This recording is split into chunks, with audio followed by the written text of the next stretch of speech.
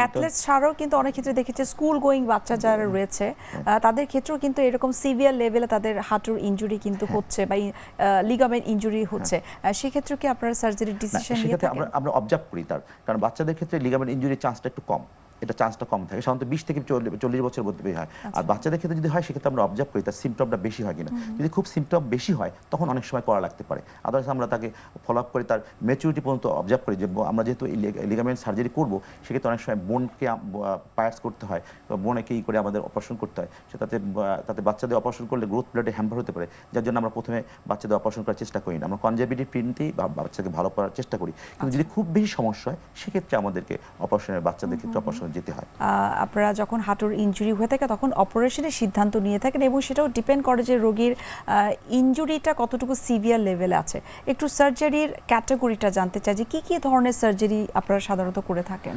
উন্নত বিশ্বের সাথে তাল মিলিয়ে আমরা বর্তমানে আর্থোস্কোপির মাধ্যমে এটা করি। এই আর্থোস্কোপির মাধ্যমে অপারেশন করা হচ্ছে, এটা হচ্ছে আমরা না কেটে আমরা হাঁটুর মধ্যে দুটো ছিদ্র করি, ছিদ্র করে হাঁটুর ভিতরে আমরা ক্যামেরা ঢুকিয়ে দিই, ক্যামেরা ঢুকিয়ে দিয়ে বাইরে মনিটরে দেখে যদি দেখি যে লিগামেন্ট ইনজুরি আছে সেই লিগামেন্টটা আমরা রিকনস্ট্রাকশন করে দিয়ে আসি। কিন্তু এর আগে কেটে অপারেশনটা করা হতো, তো কেটে অপারেশন করলে অনেক সমস্যা হয়, যে জন্য এখন হাঁটুর অপারেশন লিগামেন্টের অপারেশন এটা কেটে করা হয় না, আধুনিক বিশ্বে এটা না কেটে আর্থোস্কোপির মাধ্যমে করে এবং সেটা আমরা বাংলাদেশে প্রায় 15 বছর ধরে এটা না কেটে আর্থোস্কোপির মাধ্যমে আমরা হাঁটুর লিগামেন্ট রিকনস্ট্রাকশন করে যাচ্ছি। তারপরে দেখা যায় যে হাঁটুর লিগামেন্ট ইনজুরি যাদের হচ্ছে তারা দেশে ট্রিটমেন্ট না করে কিন্তু বিদেশে চলে যাচ্ছে, এই বিষয়ে আপনার মতামত কি?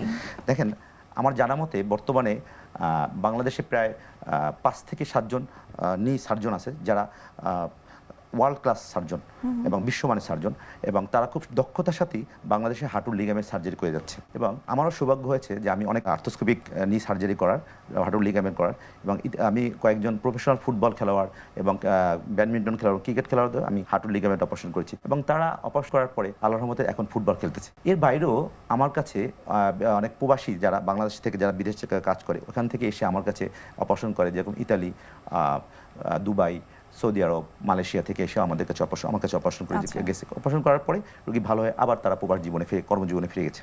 এবং এখানে একটা কথা না বললে হয়, আমার একটা রোগী উনি ইতালি প্রবাসী, তো উনি ইতালিতে থাকতো, ইতালিতে থাকতে গিয়ে উনি ওখানে বসে ইতালিতে হাঁটুতে ব্যথা পায়, হাঁটুতে ব্যথা পাওয়ার পর উনি ওখানে ইতালির যে হাঁটুর ডাক্তার আছে নি সার্জন ওনাকে দেখানোর পরে ওকে পরীক্ষা করে, ক্লিনিক এক্সামিনেশন করে, এক্সরে করে, এমআরআই করে, দেখে যে ওর হাঁটুর ইন্টারক্রুশিয়াল লিগামেন্ট অর্থাৎ একটা লিগামেন্ট ছিঁড়েছে।